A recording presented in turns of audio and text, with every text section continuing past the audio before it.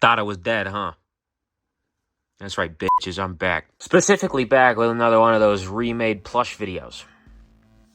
Also, that's his axe. The character that I remade this time is named Mannequin. And this is a very important character.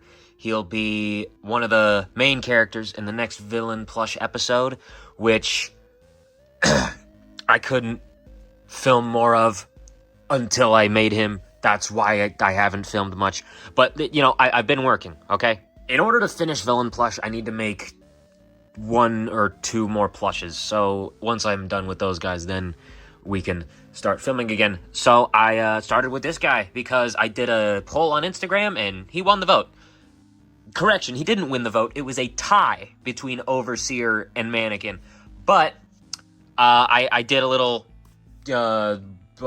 spin wheel thing, and the Woodsman came out on top. So here we are. And as always with these videos, I start with the original. Now, as to where he came from, it's actually quite simple and not very interesting. He was actually created because I suck at sewing, funnily enough. So basically, I was trying to make this guy, or girl, you know. I was trying to make her mask, and I kind of messed up. I made it an actual mask. Obviously, I decided to make it her whole head this time.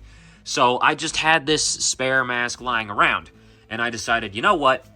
Let's use it. So then, boom, I made him in like a day. Here are the pictures I uploaded on Instagram while making him, and that's literally it. This, as you know, is a member of Carnival Chaos who will be very important next season, as that's when the show is supposed to take place.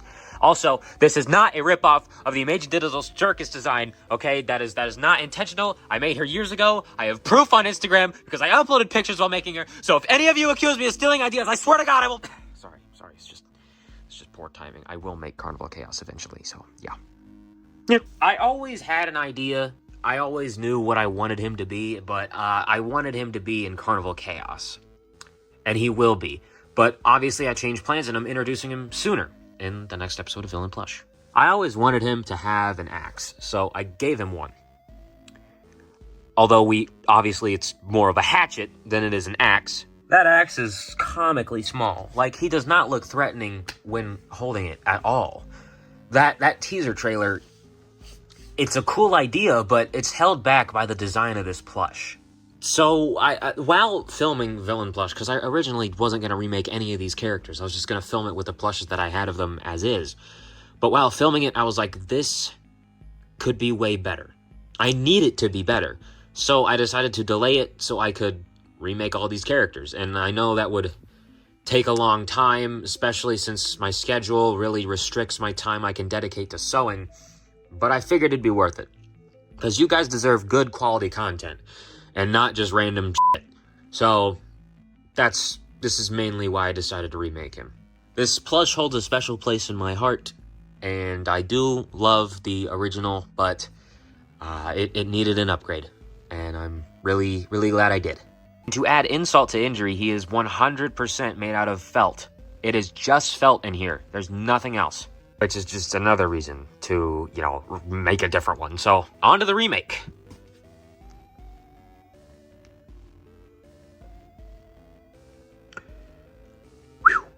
So, that's...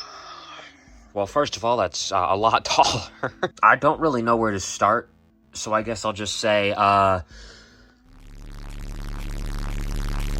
I don't know where to start. I'd say one of the first decisions I made was to change the body, like his basic body. I didn't want his arms to just go out like this, so I added another triangle piece onto the arm shape so that they would go down instead of out.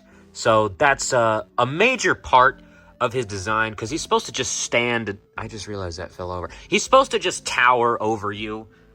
And I think that him just standing there with his arms way down, not even protecting himself, because he's not threatened by you, is one of the biggest parts of his design.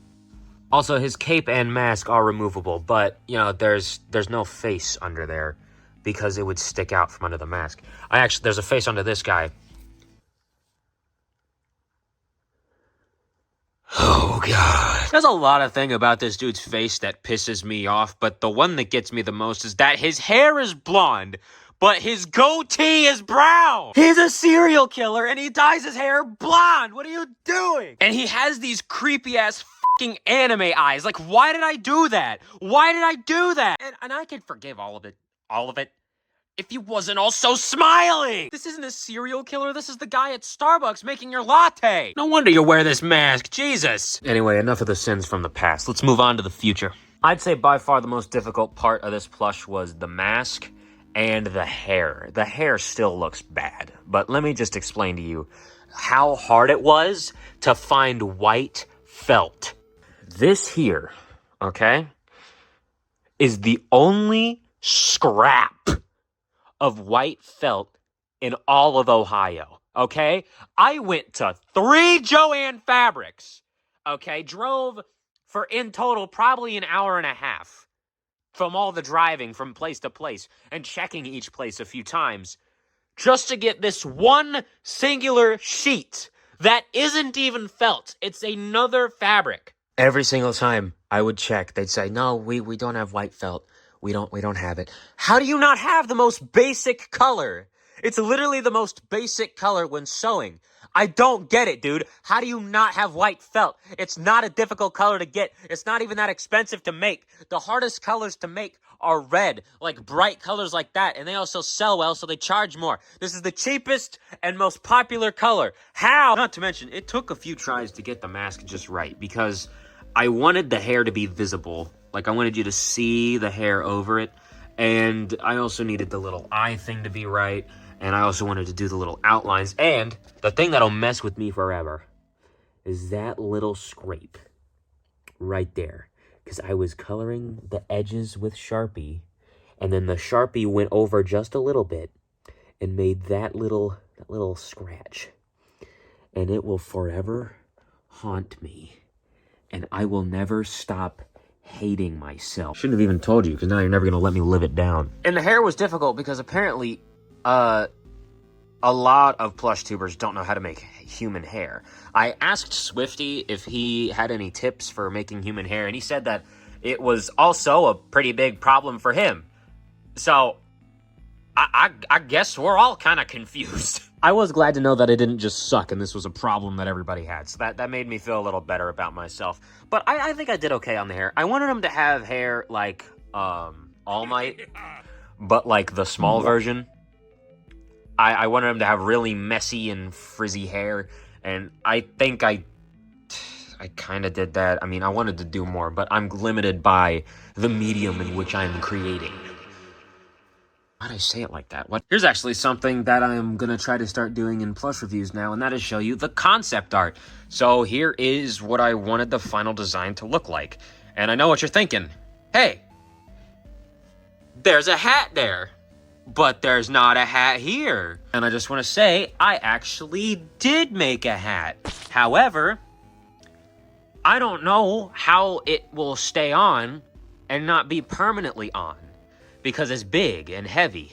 There are pipe cleaners in between these layers, by the way. I just wanted to say, I kind of popped off, not gonna lie, in making this thing. But I can't do it because I don't know how I can put it on him without like hot gluing it or sewing it on. So, and also, even though I always intended the original to have a hat, he never had one. So I'm like, you know, maybe he shouldn't have one anyway.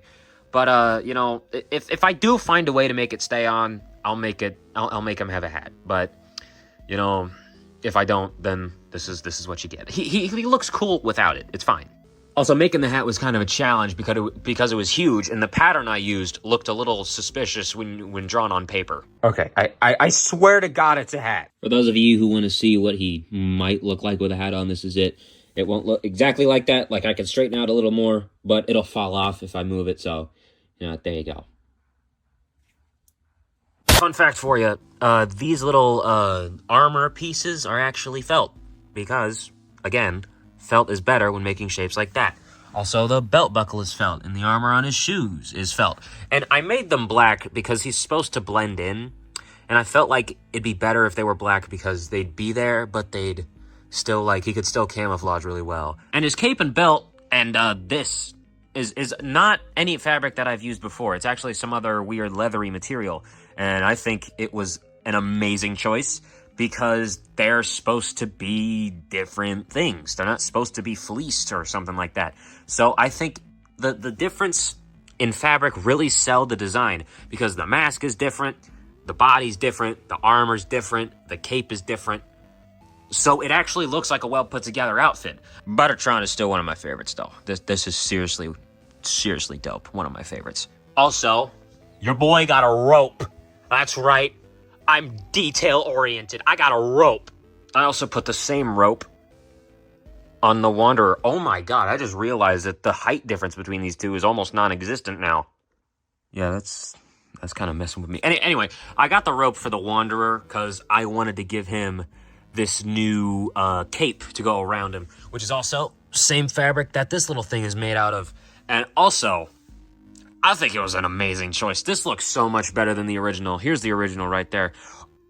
I think that the switching the fabric thing is seriously an amazing idea. More plush tubers need to do this. They need to experience more with different fabrics. And also, he has a hood. It doesn't look very good. You know, this guy looks like he's about to give baby Jesus frankincense, but it's there. All in all, I think remaking him was the right decision, and I think I did a really good job with him. I stayed true to the original design while also adding a little bit of the new. The only problem is that without the cape...